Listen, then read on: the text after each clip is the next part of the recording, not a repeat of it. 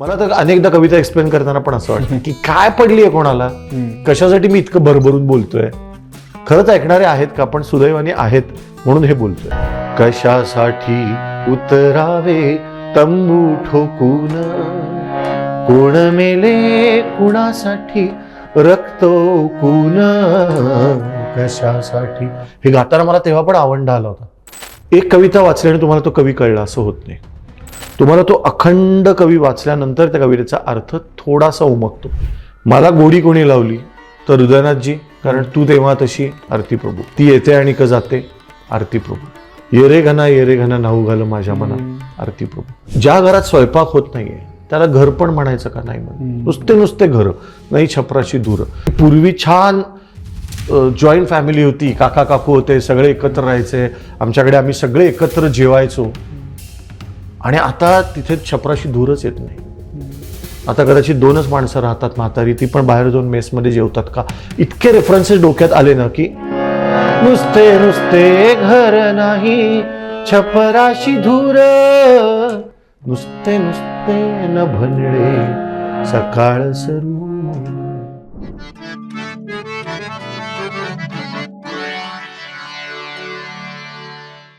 नुसते नुसते न भनिळे सकाळ सरून, नुसता तरी पक्षी बसे झाडात शिरून.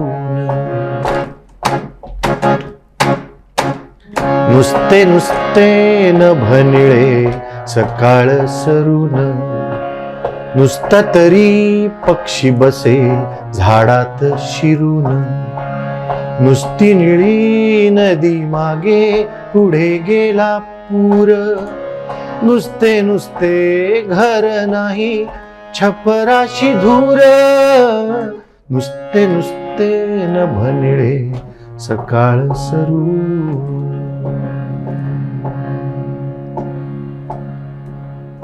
वा. ही आरती प्रभूंची कविता आहे. आरती प्रभू म्हणजे चिंत्र्यम खानोलकर यांची कविता आहे. आणि आरती प्रभू आणि ग्रेस म्हणजे माणिक गोडघाटे यांचं एक वेगळं दालन आहे संपूर्णपणे. पण मला वाटतं तू कित्येक दिग्गज कवींच्याही कवितांना चाल दिलेली आहेस, त्याची गाणी केलेली आहेस, तर ह्या दोघांचंच का असं स्पेसिफिक? या दोघांचं वेगळं दालन आहे हे मी याच्यासाठी म्हणलं की जसं प्रहर असतात, जसे रागाचे प्रहर असतात की पहाटेचे राग, सकाळचे राग, दुपारचे राग, संध्याकाळचे राग काही विशिष्ट राग असतात की जे काहीतरी वेगळा मूड बनवतात. तर माझ्या दृष्टीने हे 2 संध्याकाळचे राग आहेत मराठी कवितेतले, की त्यांच्या कवितेमध्ये तुम्हाला थेट, जसं कुसुमाग्रजांच्या कवितेमध्ये, आता आपण कणा कविता घेतली, आपण मातीची दरपोक्ती घेतली, पृथ्वीचे प्रेमगीत घेतली, कुसुमाग्रजांची, बोरकरांची, शांताबाई शेळकेंची, हे सगळे मोठेच कवी, हे सगळे आकाशातलीच तारेच सगळे. पण यांच्या सगळ्यांच्या कवितांचा आपल्याला शब्द ओळ वाचली की त्याचा थेट अर्थ समजतो. करेक्ट. त्याच्या अन्वय अर्थ म्हणतो तसा असतोच, पण तरी आपल्याला एक किमान असं समाधान तरी वाटतं की हा, म्हणजे मला साधारण कळलं की तुम्हाला काय म्हणायचंय. पण आरती प्रभू आणि ग्रेस, परत यांच्याही शेडमध्ये फरक आहे, पण तरी यांच्या कविता समजण्यासाठी तुम्हाला थोडा पदव्युत्तर अभ्यासक्रम म्हणजे पोस्ट ग्रॅज्युएट स्टडी करायला लागतो कवितांचा, तर तुम्हाला रेफरन्सेस कळायला लागतात. कारण आरती प्रभूंच्या कवितेतल्या ज्या इमेजेस आहेत त्या जसं आपल्याला प्रवासामध्ये आपल्याला लांबवर धुक्यात अशी झाडी आणि डोंगर दिसत ना, तसे की ते डोंगर आहे का आहे वाटतंय, त्याच्यावर ते घर दिसतंय का, हा बहुतेक घर होतं का नव्हतं, का नुसतंच धुकं होतं, तिथे एक माणूस होता का चालणारा, नाही, नसेल. ह्याच्यामध्ये या सगळ्या कविता आहेत. म्हणून तुमचा अनुभव, ज्याला डोंगर दऱ्यातनं फिरण्याचा अनुभव आहे त्याला कळतं की इथे हे. तसं या कवितांच्या डोंगर दऱ्यातनं फिरण्याचा ज्याला अनुभव आहे त्याला आरती प्रभू, ग्रेस यांच्या कवितांचा बिटवीन द लाईन्स, मी नेहमी तसं म्हणतो की कवितांना नुसत्या ओळींना चाली लावणाऱ्या माणसांनी चाली नाही गेल्या तरी चालतील, कारण ते तुम्ही फक्त ट्रान्सलेशन करता, त्या ॲम्बियन्सला चाल लावता, त्या वातावरणाला, तर गाणं पुढे जातं. मग 1+1 11 होतं. तसं आता हे नुसते नुसते न भनिळे सकाळ सरून, नुसता तरी पक्षी बसे झाडात शिरून. शब्दांचा अर्थ कळतो का? तर कळतो. हो. की आपण म्हणतो अरे नुसतंच तुम्ही आलात, हे आणलंच नाहीत, तर नुसतं नुसते नुसते नभ निळे सकाळ सरून. सरून म्हणजे काय? गेली पुढे. आपण म्हणतो रात्र सरली आणि सकाळ आली, दिवस सरले रात्र सरली, असं त्या सरले. पण इथे वेगळा रेफरन्स आहे की त्याच्यातली सकाळ निघून गेली.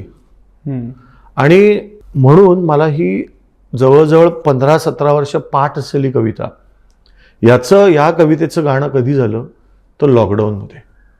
लॉकडाऊनमध्ये सुचलेली चाल आहे. कारण तो काळ तुम्हाला सगळ्यांनाच आठवत असेल, तुला आठवत असेल की सकाळ व्हायची म्हणजे आकाश निळं झालं म्हणून आपण त्याला सकाळ म्हणायचो. पण कुठे सकाळ व्हायची? सकाळ व्हायचीच नाही. आपण तसेच असायचो घरी. परत दुपार, संध्याकाळ, रात्र, परत सकाळ. फरक काहीच नाही. आपण फक्त गॅलरी जाऊन बघायचो की उजाडलंय म्हणून झालं सकाळ. घड्याळात सकाळचे 8 वाजले म्हणून 8 वाजले, नाही तर कुठे कोणी बाहेर पडायचं नाही. तेव्हा मला ही चाल सुचण्याचं कारण आरती प्रभूंनी हे म्हणलंय की काही आयुष्य अशी असतात, काही प्रवास असे असतात की जे पुढे सरतच नाहीत. ते नुसतंच ड्युटी म्हणून ते तिथे तिथे तिथे बसलेत. तर नुसते नुसते नभ निळे, नभ म्हणजे आकाश, सकाळ सरून, त्याच्यातली सकाळच नाहीये, नुसतं आकाश निळं दिसतंय. नुसता तरी पक्षी बसे झाडात शिरून, म्हणजे पक्षी पक्षासारखा वागतोय, झाड झाडासारखा वागतोय. ना झाडाला मजा ना पक्षाला मजा, असे बसलेत. आता हे कळण्यासाठी सगळ्यात एक महत्वाचा मुद्दा मला काय वाटतो माहितीये की एक दिवस एका मित्राने व्हॉट्सअपवर कविता पाठवली की ही आरती प्रभूंची एक छान कविता आहे. अर्थातच या सगळ्या मोठ्या कवींच्या कविता इतक्या सुंदर वृत्तात, छंदात असतात की त्या चाल लावायच्या वाटतातच. पण एक मित्र एक दिवस व्हॉट्सअपवर कविता पाठवतो आणि ह्याला चाल लावून बघ, आणि ती चाल लावली. अशी या मोठ्या अभिजात कवितांच्या बाबतीत होऊ शकतच नाही. एक कविता वाचल्याने तुम्हाला तो कवी कळला असं होत नाही. तुम्हाला तो अखंड कवी वाचल्यानंतर त्या कवितेचा अर्थ थोडासा उमगतो. जसं समजा तर तुझ्या जन्मापासून आपलं नातं आहे, आपली ओळख आहे. मी तुला जेव्हा एक मेसेज पाठवतो की उद्या जरा बोलूया, तुला तो माणूस अख्खा माहिती आहे की म्हणजे हा उद्या जरा बोलूया म्हणतोय म्हणजे काहीतरी त्याला सिरियसली बोलायचं आहे आपल्याशी, नाहीतर हा माणूस हे म्हणणार नाही. करेक्ट. एखादी आपली आजी म्हणते की मला तुझी जरा 5 मिनिटं हवी आहेत, तेव्हा आपल्या पोटात गोळा येतो की काय म्हणायचं, सांगायचं असेल आजीला. आजी तर हे कधीच सांगत नाही.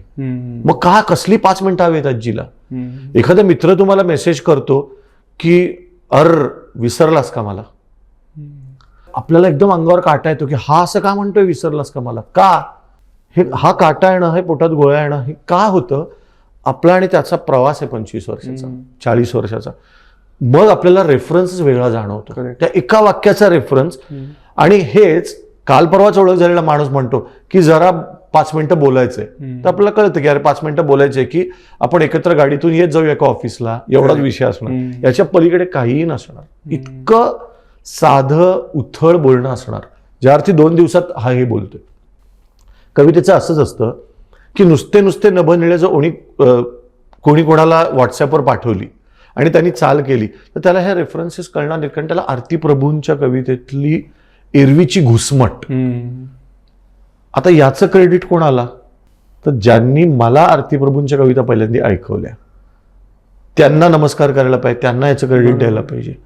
मला गोडी कोणी लावली तर हृदयनाथजी, कारण तू तेव्हा तशी आरती प्रभू, ती येते आणि का जाते आरती प्रभू. एवढंच नाही, येरे घना नाऊ घाल माझ्या मनात आरती प्रभू, म्हणून त्याची गोडी लागली. ऍट द सेम टाइम मी लहानपणी स्पर्धेमध्ये कुणाच्या खांद्यावर कुणाचे ओझे, कुणाचे ओझे हे गायलं होतं. भास्कर चंदावरकर संगीत आणि गायलं होतं रवींद्र साठे. तर हे मला माहिती नाही, मी 7वी 8वीत स्पर्धेत एका गायलो तर ते कशासाठी उतरावे तंबू ठोकून, कोण मेले कुणासाठी रक्त ओकून, कशासाठी. हे गाताना मला तेव्हा पण आवंढ आला होता की कशासाठी उतरावे तंबू ठोकून, कोण मेले कोणासाठी रक्त ओकून. ही पहिली झलक आहे मला मिळालेली आरती प्रभूंची. आणि म्हणजे काय हे मला खूप नंतर कळलं की आपल्याला प्रत्येकाला असं वाटतं की काय पडलंय यार, काय पडलंय कोणाला. मला तर अनेकदा कविता एक्सप्लेन करताना पण असं वाटतं की काय पडलीये कोणाला, कशासाठी मी इतकं भरभरून बोलतोय. खरंच ऐकणारे आहेत का, पण सुदैवाने आहेत म्हणून हे बोलतोय. पण प्रत्येकाला जगताना असं वाटतं, प्रत्येक घरातल्या बाईला असं वाटतं की मी इतकी मरमर मरतीये. कुणाला जाणीव आहे का, कशासाठी उतरावे तंबू ठोकून, कोण मेले कोणासाठी रक्त ओकून. तर असं ही आरतीप्रभूंची झलक. मग पुस्तकं वाचली, मग हृदयनाथजींकडनं संदर्भ ऐकले, मग नक्षत्रांचे देणे नावाचा एक कार्यक्रम भास्कर चंदावरकर, अमोल पालेकर, मोहन गोखले, चंद्रकांत काळे ही लोक करायचे. त्याच्या मला कॅसेट मिळाल्या होत्या, त्या ऐकल्या. आणि मग आरतीप्रभूंची सगळी पुस्तकं वाचली, त्यांचं नाटक वाचलं, त्यांचं गद्य लिखाण वाचलं. आणि मग कळतं की आरतीप्रभूंना काय म्हणायचंय, की नुसतं तरी पक्षी बसे झाडत शिरून म्हणजे काय म्हणायचंय, की काय अर्थ नाही हो. म्हणजे त्याचा जो कॉन्टेक्स्ट, प्रीटेक्स्ट, सबटेक्स्ट हे सगळं कळलं. आणि आय थिंक जसं तुला ॲज अ रीडर किंवा ॲज अ म्युझिक डिरेक्टर हे सगळं करणं नेसेसरी वाटलं, तसंच ऑडियन्सेसलाही अशी कविता समजायला, जसं पोस्ट ग्रॅज्युएशन लागतं कवितेतलं, जसं म्हणलं की नॉर्मली नुसतं ऐकून कळण्याला सरफेस लेवलची ही काही कविता नाही, त्याच्यासाठी सबटेक्स्ट माहिती पाहिजे. तर ऑडियन्सनी किंवा आमच्या वयाच्या कोणी जे पहिल्यांदा असं काहीतरी ऐकतात त्यांनी काय प्रिपरेशन केलं पाहिजे अशा कविता समजून घ्यायला, वाचायला, ऐकायला? खूप इंटरेस्टिंग आणि गोड प्रश्न आहे. आणि याला मला काय आठवलं सांगतो. ग्रेस सरांची पहिली पुण्यतिथी पुण्यात टिळक स्मारक मंदिरमध्ये कार्यक्रम झाला होता, मैत्रजीवांचे, हृदयनाथजी आणि मी. आणि त्या कार्यक्रमाला प्रमुख पाहुणे होते महेश एलकुंचवार सर. तर एलकुंचवार सर भाषणाला जे उभे ते म्हणले की ग्रेसना कायम याचा त्रास होता की लोकांना मी दुर्बोध वाटतो. दुर्बोध म्हणजे डिफिकल्ट टू अंडरस्टँड. बोध होणं म्हणजे कळणं, दुर्बोध म्हणजे कळत नाही मला. तर लोकांना मी दुर्बोध वाटतो याचा त्रास ग्रेसना आयुष्यभर होता. पण मला कायम असं वाटतं की माणसं काय करतात की आपली बुद्धी, आपली संवेदनशीलता म्हणजे सेन्सिटिव्हिटी आणि आपला इंटेलिजन्स म्हणजे आपली बुद्धी आणि अनुभव, एक्सपिरियन्स हे वापरून स्वतःच्या भोवती एक गोल काढतात. आणि त्या गोलाच्या आत पडेल तेवढं सोपं आणि गोलाच्या बाहेर पडेल त्या अवघड असं मानून टाकतात. असं कोणी करतं का की मी हे वर्तुळच थोडं मोठं करतो, माझी सेन्सिटिव्हिटी बेटर करतो, मला चांगलं कळायला पाहिजे. श्याम मनोहर वाचायला पाहिजेत, त्यांनी फार सुंदर लिहिलंय कळ नावाच्या लेखामध्ये की खूप श्रीमंत माणसं आहेत, माझ्या भारत देशात खूप श्रीमंत माणसं आहेत, पण त्यांना रंगांच्या छटातला फरक कळतो का, त्यांना चांगली भाषा बोलता येते का. तर आपल्याला वाटणं की मला निळ्या रंगाच्या छटांमधला फरक कळायला हवा, मला अजून अर्थ कळायला हवा, फक्त जगण्यापुरते मला जेवायला दे, मला पैसे दे, मला हे विकत दे, एवढ्या कम्युनिकेशनवर पण माणूस जगू शकतो. पण म्हणून तर की नुसतं जगत जिवंत राहणं आणि आयुष्य जगणं ह्याच्यासाठी ही कविता. करेक्ट.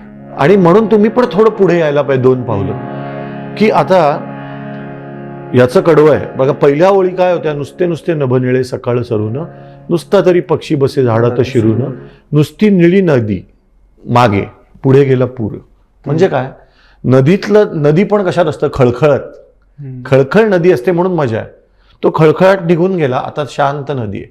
म्हणजे नदी पण she is not enjoying being a नदी. नदीलाच मजा येत नाही नदी असण्याचं. आणि नुसते नुसते घर नाही छपराची धूर. म्हणजे काय, धूर कशाचा येतो, कुकिंगचा येतो. करेक्ट. मला जेनझीच्या मुलाबरोबर गप्पा मारायला म्हणून मजा येते की हे सगळं जेनझीसाठी पण चालू आहे की इतकी हुशार मुलं आहेत, त्यांना इतकं काय काय हवं आहे, इतकं ऐकायचं आहे, पण त्यांना एकदा जर थोडीशी दिशा दाखवली तर ते खूप छान ऐकतील. ज्या घरात स्वयंपाक होत नाहीये त्याला घर पण म्हणायचं का, नाही म्हणून नुसते नुसते घर नाही छपराची धूर. म्हणजे कदाचित त्या घरात ती बाईच नाही राहत आता, त्या घरात कोणीच राहत नाही आता, असा रेफरन्स येतो का. त्या घरात एक संपूर्ण कुटुंब नाहीये असा रेफरन्स येतो का. की पूर्वी छान जॉईंट फॅमिली होती, काका काकू होते, सगळे एकत्र राहायचे, आमच्याकडे आम्ही सगळे एकत्र जेवायचो. आणि आता तिथे छपराशी धूरच येत नाही. आता कदाचित 2च माणसं राहतात, म्हातारी, ती पण बाहेर जाऊन मेसमध्ये जेवतात का. इतके रेफरन्सेस डोक्यात आले ना की नुसते नुसते घर नाही छपराशी धूर, नुसते नुसते नभनिळे सकाळ सरू. हे गाताना पण ना गळा भरून येतो. आणि नुसते नुसते मराठीत नु स ते असं आहे, पण आरतीप्रभूंनी या कवितेत स ला त जोडलाय, नुसते नुसते, म्हणून मी गाताना पण तसा गातोय, नुसते नुसते नभनिळे सकाळ सरून. याचं कडवं आहे की नुसते निळे डोळे त्यात काजळ भरून, नको होते छपवाया रात्र जागरण. म्हणजे छपवाया म्हणजे लपवाया, छपणं म्हणजे लपणंच. नुसते निळे डोळे म्हणजे सुंदर डोळे, म्हणजे सुंदर स्त्री आहे, पण ती काय करते, काजळ भरून नको होते छपवाया रात्र जागरण. म्हणजे ती रात्री जागली आहे, ती जागली आहे ते रोमॅन्टिक जागणं नाहीये, ते त्रासाने जागणं आहे, ते झोप न लागणं, ते अस्वस्थतेमुळे जागरण आहे. आणि ती काजळ भरून सुंदर डोळे आहेत, काजळ भरून ते डोळे अजून सुंदर दिसत आहेत, पण लपत काय नाहीये, त्रास लपत नाहीये. तर आरतीप्रभूंच्या कवितेत कायम ही घुसमट आहे की माझा त्रास कळत नाहीये, माझा त्रास कळत नाही. परत तेच, कशासाठी उतरावे तंबू ठोकून, कोण मेले कोणासाठी रक्त ओकून, तर नको ते छपावया रात्र जागरण. नुसती शुभ्र फुले आज सैल केसांवर, हवी होती वाटे त्यात छटा लालसर. म्हणजे काय, लालसर छटा कसली असते माणसाच्या शरीरात, रक्ताची. तर नुसती शुभ्र फुलं, नुसतं डेकोरेशन आहे, पण त्याच्यात जिवंतपणा नाहीये. जिवंतपणा म्हणजे लालसर छटा. तर हवी होती वाटे त्याचं छटा लालसर, नुसते नुसते नभनिळे सकाळ सरून. आपण किती माणसं दिसतो. मी आणि संदीपनी केलेली गझल आहे, संदीपची फार सुंदर गझल आहे की जुबा तो डरती है कहने से पर दिल जालिम कहता है उसके दिल में मेरी जगह पर और ही कोई बसता है. त्याच्यातलं एक कडवं आहे की बात तो करता है वो अब भी बात कहां पर बनती है. नुसतं बोलणं आणि संवाद असण्याच्यात फरक आहे. बात तो करता है वो अब भी बात कहां पर बनती है, आदत से मैं सुनती हूं वो आदत से जो कहता है. एक्झॅक्टली यायचे पा की नुसते नुसते नभनिळे सकाळ सरून, नुसता तरी पक्षी बसे झाडात शिरून. तर आता ही कविता कळण्यासाठी आरतीप्रभू वाचायला पाहिजेत, आरतीप्रभू समजून घ्यायला पाहिजेत, विचारायला पाहिजेत, त्यांची गाणी ऐकायला पाहिजेत. कारण आता फुले माझी आळू माळू वारा बघे चुरगळू, त्यांची आता ये रे घना नाव घाल माझ्या मना. तर लोकांना ते लोक फार ये रे घना ये रे असं, त्यांची देवाला प्रार्थना आहे की देवा माझं मन परत स्वच्छ कर. फुले माझी आळू माळू वारा बघे चुरगळू म्हणजे काय, नको नको म्हणताना गंध गेला रानावाना. म्हणजे माझी प्रतिभा आहे ती मी अशी सांभाळून ठेवली होती, आणि ती बघता बघता ती गाणी लोकांना माहिती झाली, कविता लोक म्हणायला लागले. तर नको नको म्हणताना गंध गेला रानावाना, मी नको नको म्हणत होतो, तर आता मला परत एकदा न्हाऊ घाल माझ्या मना, माझं क्लीन कर माइंड. परत माझ्या मनात गोंधळ झाला कारण माझ्या कविता लोक म्हणायला लागले. हे त्याच्यामध्ये हे सगळे आरतीप्रभू जेव्हा तुम्हाला माहिती असतात तेव्हा एक तो नुसते नुसते हे म्हणताना पण तुम्ही त्या अर्थाने म्हणता. आणि म्हणून ना हे गाणं रेकॉर्ड तुम्ही ऐका, रेकॉर्ड करताना गाण्यात मध्ये कविता पण वाचली आहे मी. करेक्ट. आता नुसता तरी पक्षी असे झाडात शिरून, तर नुसतं असं म्हणल्यावर मला आरतीप्रभूंची जी कविता आठवली की प्रत्येक झाडाचा प्रत्येक पक्षी कसले तरी गाणे गातोच, प्रत्येक झाडा इतकेच प्रत्येक पानांनाही ते गाणे आपले आपले वाटते. गाणे गातात, देणे देतात, उडून जातात, पाने झडून जातात, मग झाडे नुसती नुसती राहतात. मी खरं सांगू, ही झाडी नुसती नुसती राहतात हे ऐकताना ना मला पुण्यात कोथरूडमध्ये, कोल्हापूरमध्ये, नागपूरमध्ये, मुंबईत हिंदू कॉलनीत, पार्ल्यात हे सगळे एकटे राहणारे सिनियर सिटीजन्स आहेत ना, हे आठवून माझ्या पोटात गोळा येतो की देणे देतात, उडून जातात, पाने झडून जातात, मग झाडे नुसती नुसती राहतात.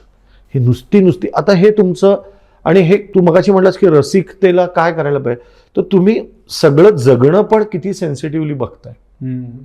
किंवा वा गाणं छान छान टाळ्या वाजवल्या, वन्स मोर झालं, घरी गेलं, असं नसतं. तुम्हाला तुमच्या आजीच्या वेळात पण कविता दिसते, तुमच्या आईच्या वेळात पण कविता दिसते. लहान मुलगा तंद्रीत काहीतरी करत असतो, क्लेचा एखादं खेळणं, त्यातही कविता दिसते. आणि मग तुम्ही आरती प्रभू पण सेन्सिटिव्हली वाचता, तेव्हा मग ते गाणं, कदाचित हे गाणं, या गाण्यावर काही कुठल्या इव्हेंटमध्ये कोरिओग्राफी होणार नाही, कदाचित हे गाणं चार्ट बस्टर नाही आहे, पण हे गाणं कवितेला न्याय देणारं मला वाटतं. मी मनापासून केलेलं आहे, कारण हे कवितेचं गाणं आहे. आणि ते नुसते नभनिळे सकाळ सरून, जे त्याच्या पुढच्या कडव्यातली जर तुम्ही ओळी ऐकल्यात तर आता प्रत्येक ओळीचा रेफरन्स या पहिल्या कडव्याशी किंवा पहिल्या ओळीशी लागतो. मुळात तुम्ही एकदा रेफरन्स घेऊन हे ऐकायला लागलात की सगळी कविता तुम्हाला वेगळ्या अर्थाने उलगडते. तर देव करो असं कोणाला नुसतं राहायला न लागो, जसं आपल्याला कोविडमध्ये राहायला लागलं होतं, असं नुसतंच आकाश निळं दिसू नये कोणाला, आणि कोणाच्या घरात नुसते घरं नाही छपराशी दूर, असं पण होऊ नये. नुसते निळे डोळे त्यात काजळ भरून. तर आरतीप्रभू वाचा. आरतीप्रभूंची दिवे लागण नावाचा काव्यसंग्रह आहे, नक्षत्रांचे देणे नावाचा काव्यसंग्रह आहे. आरतीप्रभू वाचा. अजब न्याय वर्तुळाचं आरतीप्रभूंचं नाटक आहे, ते वाचा. मोठं देणं आहे नक्षत्रांचं आरतीप्रभू. आपल्या मराठी रसिकांनी ते आपापल्या कपॅसिटीनी हातात घ्यायला हवं. एक अंतरा ऐकवतो शेवटी. नुसते निळे डोळे त्यात काजळ भरून, नको होते छपवाया रात्र जागरण. नुसती शुभ्र फुले आज सैल केसांवर, हवी होती वाटे त्यात छटा लालसर. नुसते नभनिळे सकाळ सरून, नुसता तरी पक्षी बसे झाडात शिरून.